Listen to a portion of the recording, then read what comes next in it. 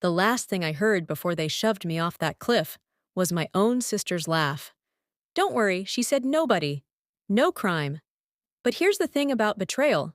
It only works if the victim stays dead. The Carter family didn't just have money. We were money, old, polished. The kind of wealth that didn't scream, but whispered in silk and marble. Our brownstone on Manhattan's Upper East Side wasn't a home. It was a stage, and every single one of us played our parts flawlessly. I was Emily Carter, 28, the quiet one, the daughter who preferred dusty law books to champagne brunches.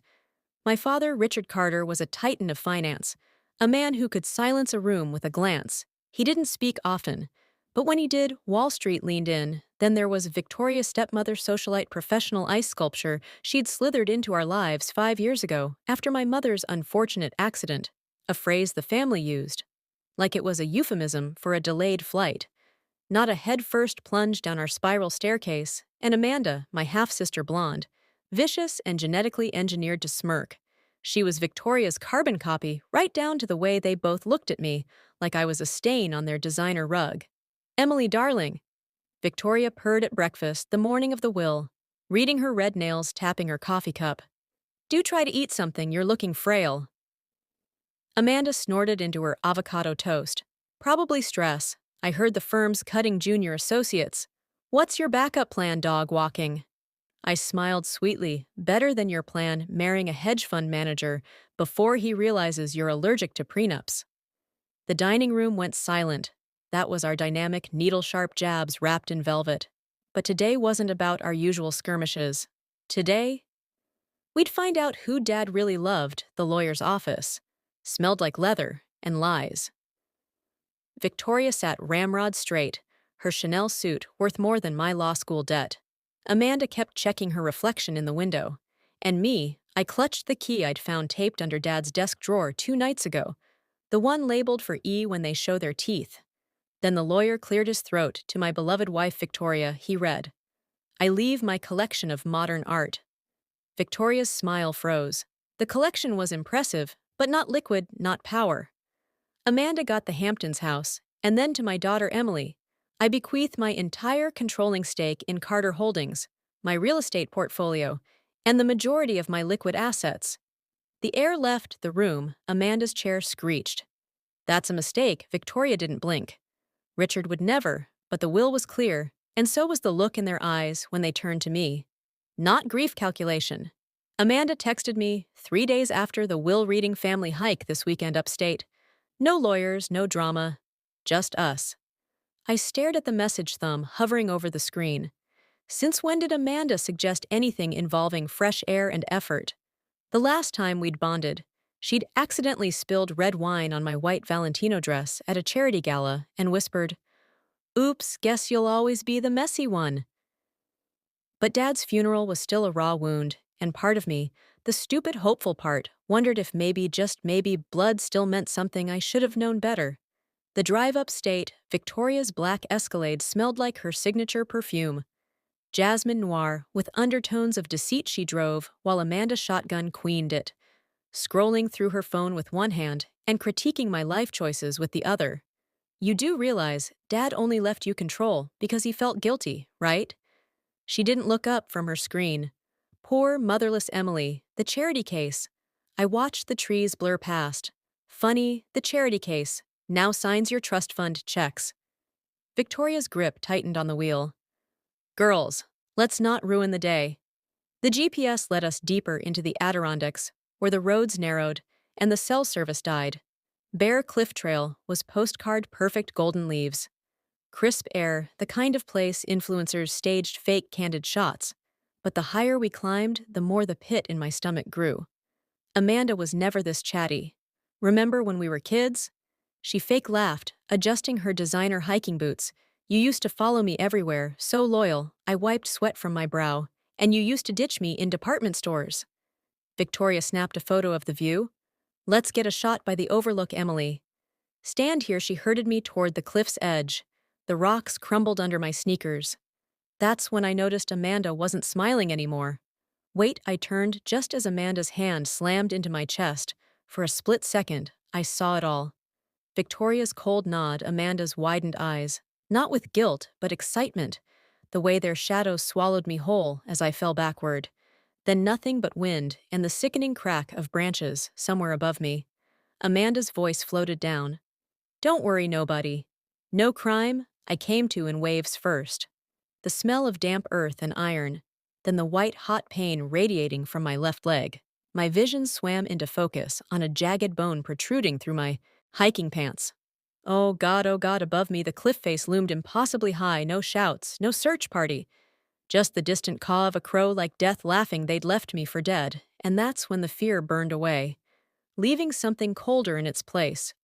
Fine, let them think I'm dead. It took 3 hours to drag myself to the road. 3 hours of biting down screams, of using tree roots as crutches, of vomiting from pain behind a moss-covered log. When I reset my own dislocated shoulder, a trucker found me at dusk. Jesus, lady. He leapt from his cab, boots kicking up gravel. You look like car accident. I rasped through split lips. No phone, no ID. The lie came easily after a lifetime with the Carter's deception.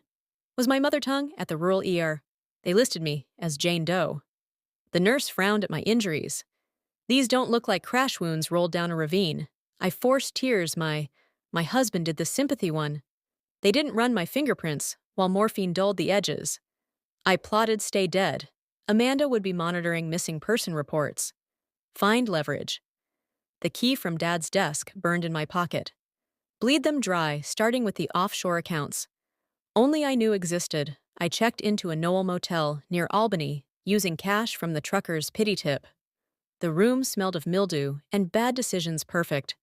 The key opened a safety deposit box at First National, inside a USB drive labeled V's Black Book. Dad's handwritten note, when you're ready to see who they really are. The drive contained Victoria's secret Cayman accounts. Amanda's falsified college transcripts, security footage of Victoria tripping Mom down the stairs. I smiled for the first time in days. Game on from a burner phone, I transferred $2 million from Victoria's offshore slush fund to an anonymous crypto wallet, sent Amanda's academic fraud to the New York State Bar Goodbye law license, ordered 50 black roses to Dad's grave with the note, "Miss me yet." Then I turned on the news. Breaking Carter family spokesperson confirms Emily Carter presumed dead in hiking accident. Amanda wept prettily for the cameras in Prada. Morning Black, I toasted her performance with Motel Vodka. Act 2 starts tomorrow. Emily Carter, 28. Beloved daughter and sister, perished in a tragic hiking accident. I snorted so hard my motel coffee sloshed. Beloved, the only thing Amanda and Victoria had ever loved about me was my eventual inheritance. The New York Times tribute cost $15,000 charged to my estate. Of course, I crumpled the paper time to RSVP, to my own funeral. Bleached blonde wig, non-prescription blue contacts, a nanny for hire uniform from a thrift store. I studied myself in the cracked mirror with the hunched posture and Midwestern accent I'd practiced. Even our family butler wouldn't recognize me. The real masterpiece, the fake agency paperwork showing Maggie Thompson, had been hired through Victoria's own preferred staffing service. Thanks for always using the same caterer's stepmom, the Carter brownstone dripped with white lies and hypocrisy. I carried a champagne tray through clusters of black-clad socialites, catching snippets. Such a quiet girl that Cliff was always dangerous. Amanda looks devastated, poor thing. Amanda herself held court by the grand piano, dabbing non-existent tears with a monogrammed handkerchief. Emily's last text to me said, "I love you." She lied smoothly. I nearly dropped my tray. Then I saw it, the painting over the mantel, Mom's portrait, replaced with Victoria's. My fingers itched for the steak knife on the buffet table. Upstairs in Dad's study. Now Victoria's study, I planted 3 bugs behind the Rothko print in the Tiffany lamp inside the humidor Amanda always raided for Dad's Cubans. Back downstairs, I accidentally spilled Pen Noir on Amanda's Valentino-clad shoulder. "Oh my God, I'm so sorry." I gushed in my best Iowa twang. She recoiled. "You of cigarettes, get out before I—" A voice cut through the crowd. "Amanda, what's going on him?" Daniel Whitmore. Amanda's fiancé. And until 6 months ago, my boyfriend. I kept my head down as he draped an arm around her babe. "Don't stress." He kissed her temple. "It's what Emily would have wanted." The knife felt heavier in my apron pocket. Victoria clinked her flute for silence. To Emily, she sighed. Taken too soon, glasses raised, I watched Amanda's reflection in the grand mirror, the way her lips twitched as she mouthed finally to Daniel. That's when my burner phone buzzed. The bugs were live alone in the catering kitchen. I listened through earbuds, stopped pacing. Amanda, the medical examiners, paid off Victoria's voice. What if she survived? Amanda's heel clicked nervously. Daniel's laugh with those injuries, she's coyote food by now. A cork popped to us. Victoria purred the real Carter airs. I slipped out the service entrance, pausing only to leave my wig in the dumb waiter right next to Mom's stolen pearls, sleep-tight vipers. 1 week later, the Carter Foundation Gala, the Met's Temple of Dendor, glowed under 1,000 candles, the ancient stones echoing with the clink of crystal and the rustle of Couture the Cream of New York society had gathered to honor Emily's memory with a charitable donation. Tax-deductible, of course. I watched from the shadows in a backless black Valentino, my hair dark again, my scars hidden under artful makeup. The steak knife from the memorial had been replaced by something sharper, a USB drive in my clutch, containing every damning recording, every stolen document. Amanda took the podium in a white gown her voice trembling with practiced grief. My sister believed in justice. I stepped into the light. Funny, so do I, the unmasking. The gasp that rippled through the crowd was better than applause. Amanda's perfect manicure cracked against the microphone. Victoria's champagne flute shattered on marble. Daniel, he went sheet white. Emily, Amanda's voice was a strangled whisper. But you should be coyote food. I strolled toward the stage, pulling the USB from my clutch. Let's see what else you said while I was dead. The giant screens flanking the podium flickered to life, Amanda laughing as she planned the hiking accident. Victoria bribing the medical examiner, Daniel. Joking about my corpse, the room erupted the fall. Amanda lunged at me, just like I knew she would. I sidestepped, letting her momentum carry her into the podium. Her forehead connected with a satisfying thunk. Oops, I smiled sweetly. Guess you'll always be the messy one. Then I turned to the crowd. The Carter Foundation's funds have been misdirected for years. I clicked to the next slide, Victoria's offshore transfers. But don't worry, I've returned every cent. A detective stepped forward. Victoria Carter, Amanda Whitmore. You're under arrest for conspiracy to commit murder. As the cuffs clicked, I leaned down to Amanda's ear. P.S. Dad added a clause to the will. If I die suspiciously, everything goes to the ASPCA. Enjoy prison, stepsister. 1 year later, the brownstone is mine again. Mom's portrait hangs over the mantel. The cliff where Amanda pushed me now has guardrails and a plaque in memory of the Carters' real legacy: treachery, but better shoes. Sometimes when the press asks how I survived, I just smile. Every Carter knows the best revenge is living well. Then I toast with Daniel's confiscated bourbon. Cheers, bastards. If you'd push Amanda off a cliff for that ending. Smash like and subscribe, comment your favorite revenge moment.